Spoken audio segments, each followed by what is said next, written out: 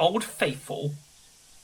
Sir Handel stayed shut up for several days, but one market day, Peter Sam could not work. He needed repairs. Sir Handel was glad to come out. He tried to be kind, but the coaches didn't trust him. They were awkward and rude. He even sang them little songs, but it was no use. It was more unfortunate, too, that Sir Handel had to check suddenly to avoid running over a sheep. "He's booked us!" screamed the coaches. "Let's pay him out!" The coaches knew that all engines must go carefully at a place near the big station, but they were so cross with Sir Handel that they didn't care what they did. They surged into Sir Handel, making him lurch off the line. Luckily, no one was hurt. Sir Handel limped to the shed. The fin controller inspected the damage. "No more work for you today," he said. "Bother those coaches. We must take the village people home and fetch the tourists, all without an engine." "What about me, sir?" said a voice. "Skarloey?" he exclaimed. "Can you do it?" "I'll try," answered the old engine. The coaches stood at the platform. Skarloey advanced on them, hissing crossly. "I'm ashamed of you," he scolded. "Such behavior! You might have hurt your passengers! On market day, too!"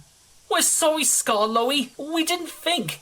It's that Sir Handel. He's—" "No tails," said Skarloey firmly. "I won't have it. And don't you dare try tricks on me."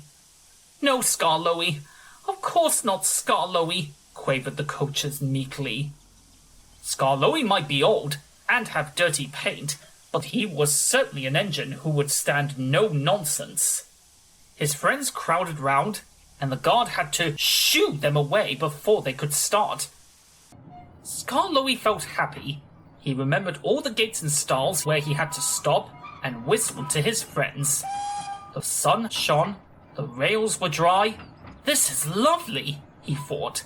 But presently they began to climb, and he felt short of steam. "Bother my tubes," he panted.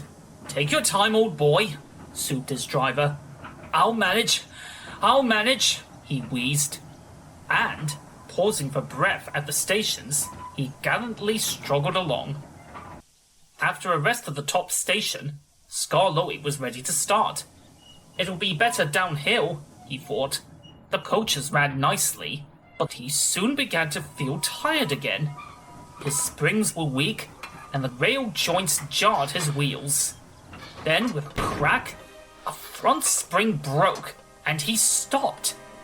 "I feel all crooked," he complained. "That's torn it," said his driver.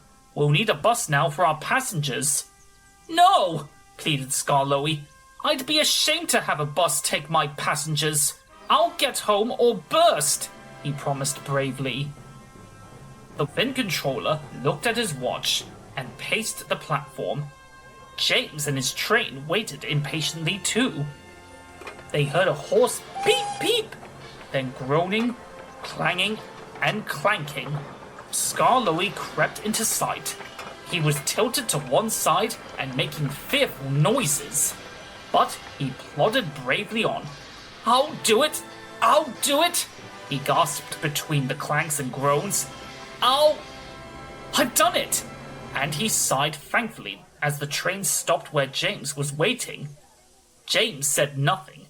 He waited for his passengers and then respectfully puffed away. "You were right, sir," said Skarloey to the owner that evening. "Old engines can't pull trains like the young ones." The owner smiled. "They can if they're mended, old faithful," he said. "And that's what will happen to you. You deserve it." "Oh, sir!" said Skarloey happily. Sir Handel was longing for Skarloey to come back. He thinks Skarloey is the best engine in the world. He does his fair share of the work now, and the coaches never play tricks on him because he always manages them in Skarloey's way.